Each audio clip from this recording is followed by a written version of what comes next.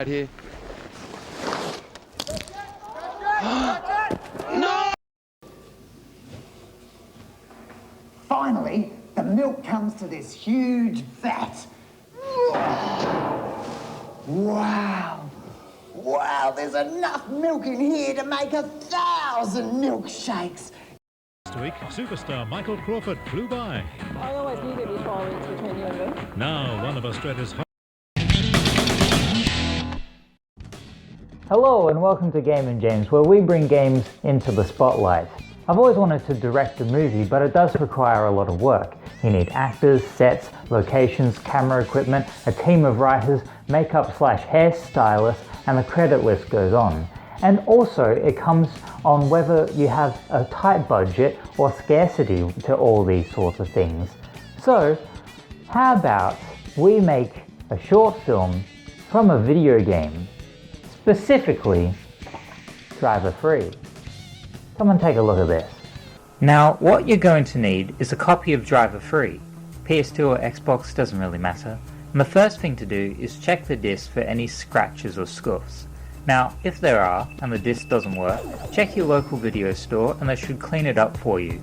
Once it's spick and span, you'll want to put the game into the console, enter Take a Ride, and do whatever. Drive, walk, run, observe, do what you need.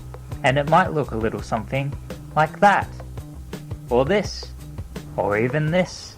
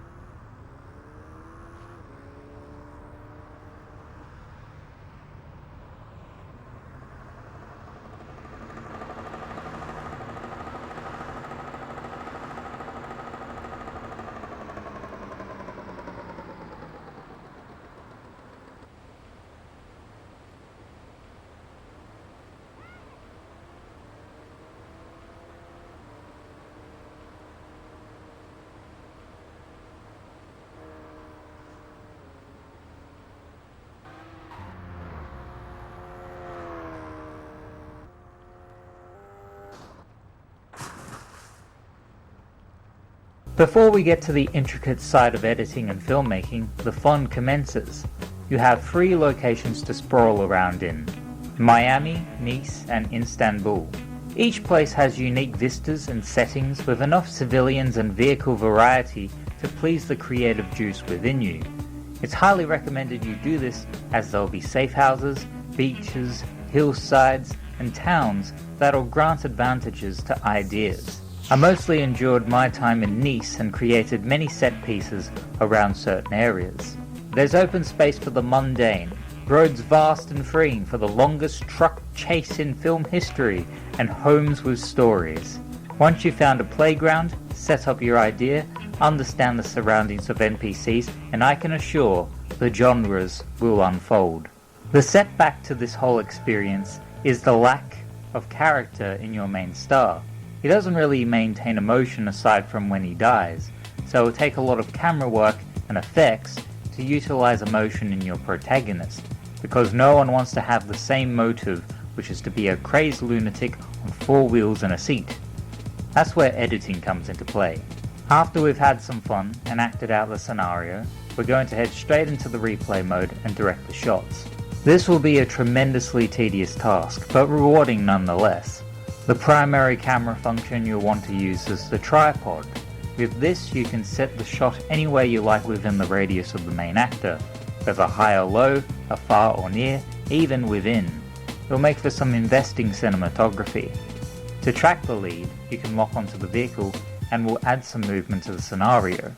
And there's some extra editing effects such as zoom, motion blur for those intense chases, slow motion to take in the spectacular, etc. This is the best option, especially if you want to steer away from the action itself. But be warned, not everything lasts forever. The other camera options are mainly designed for vehicle segments aside from this 360 rotation option, which can be a bit eye-sickening. You have a first-person view, a wheels perspective, and the rear end of your car. These will probably be more utilized when you aim to achieve the most edit-heavy car chase put to film. The process for getting the right shots at the right time are all based on how much you remember the whole shoot. I'd recommend watching the whole raw footage once, then go in for the camera edits later. Be sure to keep pressing add camera, otherwise you might lose some beautiful progress. Another objective to do is to lower the music volume because it can be rather distracting and repetitive to listen to. And if you do this, you'll be able to imagine a song or musical composition that'd complement the short film. That's about it for the editing side. Now what's next?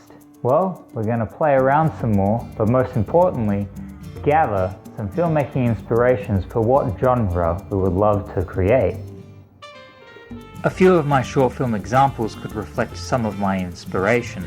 In Nice, I added some inspiration from the dreamlike surrealism of David Lynch, refusing to tell the whole story with room for audience analysis. I aimed for comedy action in the vein of 1969's Italian Job, where the chase dies from the anticlimactic end, and Jacques Tati's Monsieur Hulot's Holiday for the environments and subtle slapstick. A few short films were sent in by a faceless Pole who documented what seems to be the ethereal plane of existence and the mundanity of the everyday life when humanity neglects to respond to the objects and the surroundings.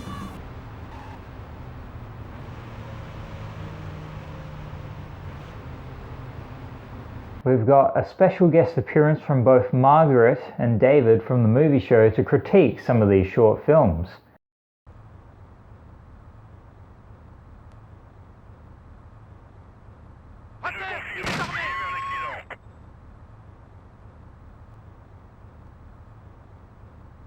Not the best directed film of the year, nor does it have the best cinematography.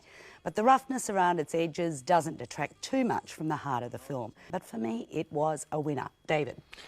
Well, I'm afraid it wasn't for me, Margaret. I really didn't get onto the wavelengths of this film at all. I thought it was patronising towards its characters. I didn't find it funny. It reminded me of the sort of humour that I thought had gone out with Dad and Dave 60 years ago. Well, it's nice to know it's still around. I think it's a very Australian sort of humour. Well, that may be. Maybe I'm just not into that kind of humour because I just didn't find it funny. And it's a matter of whether you do make that breakthrough and think, oh no, they really like this. I just thought it was silly. And technically, it really is. I mean, you say it's rough. I mean, it's very rough. Very rough. How many stars are you going to give this? I'll give it 1.5. Oh, David. Oh, you really have started off tonight meanly. I'm giving it 4 stars. Thanks, Margaret and David. Try it yourself. Drive it free, edit it around, and see how it reels. And we'll be putting a mixtape of all the short films someday soon via the KV TV broadcast. Now, onto the game in the spotlight.